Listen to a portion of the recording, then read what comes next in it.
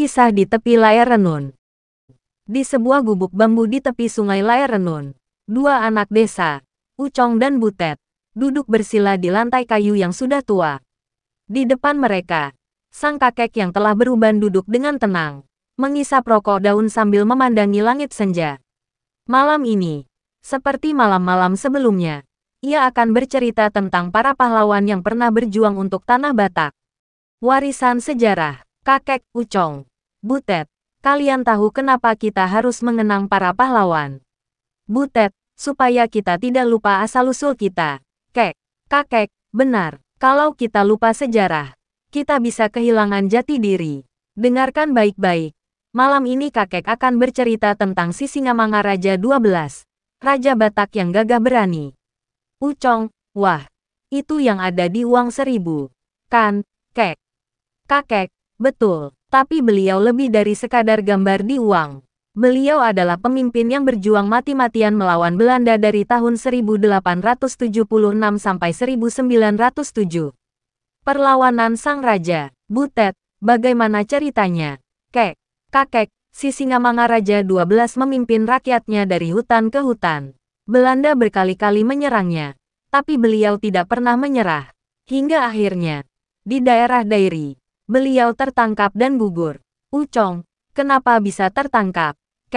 Kakek, karena pengkhianatan. Nak, tapi walau gugur, semangatnya tetap hidup dalam darah kita. Pahlawan dari Balige, Butet, ada lagi pahlawan dari tanah Batak. Kakek, tentu, Letkol Di, Panjaitan dari Balige. Dia seorang pejuang kemerdekaan yang gugur dalam peristiwa G30S tahun 1965. Ucong, G30S itu apa?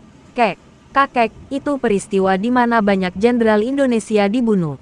Di, Panjaitan salah satunya. Dia dibunuh di rumahnya sendiri oleh orang-orang yang tidak setia pada negara. Butet, kasihan sekali. Dia berjuang untuk Indonesia, tapi malah dibunuh. Kakek, begitulah perjuangan. Nak, kadang nyawa pun harus dikorbankan.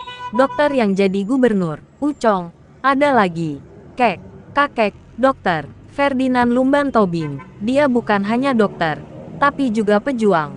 Setelah kemerdekaan, dia menjadi gubernur Sumatera Utara. Butet, jadi dia bukan hanya bertempur, tapi juga membantu rakyat. Kakek, benar, pejuang itu tidak selalu mengangkat senjata. Ada yang berjuang dengan ilmu dan kerja keras. Sang penyair pejuang. Ucong, kakek, tadi kakek bilang ada pahlawan yang penyair. Kakek, iya. Namanya Tengku Amir Hamzah. Dia dari Langkat. Puisinya indah, tapi juga penuh semangat perjuangan. Butet, jadi pahlawan itu tidak harus perang. Ya, kakek, benar sekali. Kadang kata-kata lebih tajam dari pedang. Wakil Presiden dari Sumatera. Ucong, bagaimana dengan Adam Malik? Kakek, Adam Malik adalah jurnalis dan diplomat hebat. Ia bahkan pernah menjadi Wakil Presiden Indonesia. Butet, berarti dia orang penting ya? Kakek, sangat penting. Tanpa orang seperti Adam Malik, Indonesia tidak akan dikenal di dunia. Jenderal besar dari Sumatera. Ucong, kakek, katanya ada jenderal yang selamat dari G30S.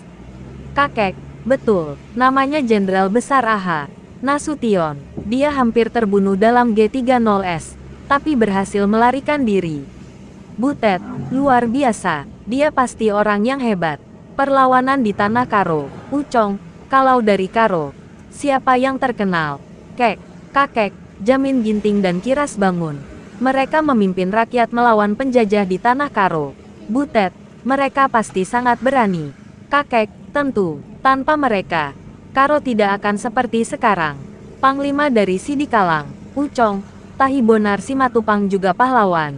Kan, kakek, iya, dia pemimpin TNI setelah kemerdekaan. Tanpa dia, militer Indonesia mungkin tidak sekuat sekarang. Butet, dia dari Sidikalang. Ya, kakek, betul. Dari tanah kita sendiri. Pelajaran dari masa lalu. Ucong, kenapa kakek selalu menceritakan ini kepada kami? Kakek, karena kalian adalah penerus.